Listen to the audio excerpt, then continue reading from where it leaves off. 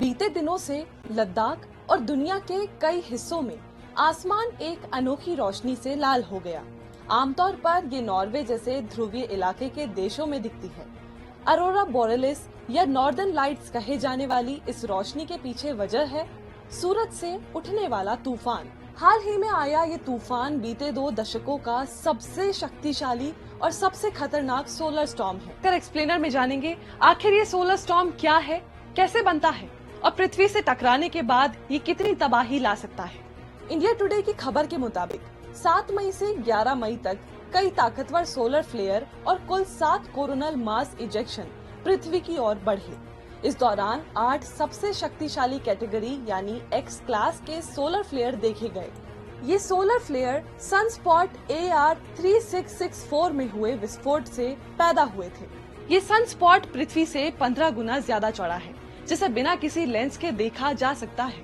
NASA के scientist के मुताबिक सभी CME एक ही साथ धरती पर पहुंचे, जिसके चलते साल 2003 के बाद 11 मई 2024 को अब तक सबसे ताकतवर सोलर स्टॉर्म आया। जियोमैग्नेटिक स्टॉर्म इंडेक्स में इसकी तीव्रता 9 थी। सोलर स्टॉर्म को समझने के लिए पहले सूरज की सतहों को समझते हैं। सूरज की 3 सतह होती हैं। सबसे निचली परत क्रोमोस्फेयर, जो हमें पृथ्वी से दिखती है, उसे फोटोस्फेयर भी कहा जाता है, और सबसे ऊपरी परत कोरोना। सूरज की चमकदार रोशनी की वजह से ये हमें नहीं दिखती, लेकिन सूर्य ग्रहण के खास यंत्रों के जरिए इसे देखा जा सकता है। इसी कोरोना पर कुछ घटनाएं होती हैं, जिनसे सोलर स्टॉर्म पैदा होता है। इसके अलावा सूरज पर 4 तरह की मेन एक्टिविटीज देखने को मिलती है, जिसकी वजह से कोरोनल मास इजेक्शन होता है। सोलर प्रोमिनेंस, ये फोटोस्फेयर से शुरू होकर सूरज के बाहरी एटमॉस्फेयर यानी कोरोना तक आता है। सोलर एक्टिविटी, इसमें इलेक्ट्रिकली चार्ज्ड गैसेस रहती हैं, जो मैग्नेटिक फील्ड बनाती हैं, लेकिन ये चुंबक नहीं होती, बल्कि लगातार इधर उधर मूव करती हैं। इस गति को ही सोलर एक्टिविटी कहा जाता है। सनस्पॉट, मैग्नेटिक फील्ड बहुत ज्यादा होने की वजह से सूरज की अंदरूनी एनर्जी जहां रुक जाती है, वहां काला धब्बा सा दिखता है।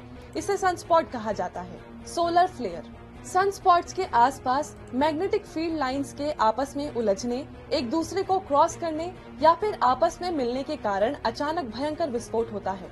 इस विस्फोट को ही सोलर फ्लेयर कहते हैं। लेकिन कोरोनल मास इजेक्शन और सोलर फ्लेयर 2 अलग अलग चीजें हैं। सूरज के कोरोना लेयर से किसी चीज का बाहर आना कोरोनल मास इजेक्शन कहलाता है। ये दरअसल बड़े बड़े गैस के बल्ब हैं, जिन पर मैग्नेटिक फील्ड लाइंस लिपटी होती हैं। जब सूरज से एक CME रिलीज होता है, तो उसके साथ साथ स्पेस में सूरज के करोड़ों टन चार्ज्ड पार्टिकल्स भी रिलीज होते हैं। ये पार्टिकल्स 30 लाख किलोमीटर प्रति घंटा की गति से चलते हैं। अगर इन कणों की दिशा पृथ्वी की तरफ है, तो पृथ्वी पर जियोमैग्नेटिक स्टॉर्म आ सकते हैं। इस जियोमैग्नेटिक स्टॉर्म को ही दूसरे शब्दों में सोलर स्टॉर्म कहते हैं।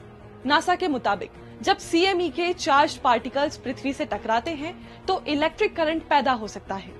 इससे बिजली की सप्लाई ठप हो सकती है और इलेक्ट्रॉनिक गैजेट्स काम करना बंद कर सकते हैं। इसके अलावा वायरलेस कम्युनिकेशन, GPS और mobile phone services, airlines, radio और ड्रोन कंट्रोल करने वाली मशीनों के ऑपरेशन में दिक्कत आ सकती है। हालांकि सोलर स्टॉर्म को लेकर अभी डिटेल्ड और एक्यूरेट इंफॉर्मेशन वैज्ञानिकों के पास भी नहीं है।